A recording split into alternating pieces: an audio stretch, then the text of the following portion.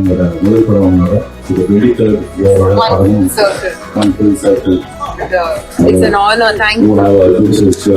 Thank you. Thank you. Thank you. Thank you. Thank you. Thank you guys so much.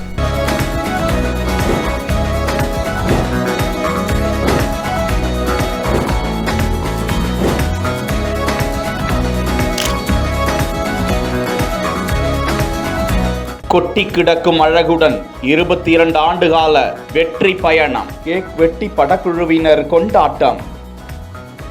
Thank you guys so much. Surya தனது 45வது படப்பிடிப்பில் ஹீரோயினாக அந்த படத்தில் நடிகை த்ரிஷா நடித்து வரும் வேளையில் இன்றோடு த்ரிஷா 22 ஆண்டுகால திரையுலக பயணத்தை நிறைவு செய்துள்ளாராம். இந்த வீடியோவினை தயாரிப்பு நிறுவனமான ட்ரீம் வாரியர் பிக்சர்ஸ் தனது எக்ஸ் தளத்தில் வெளியிட்டு இருக்கிறது.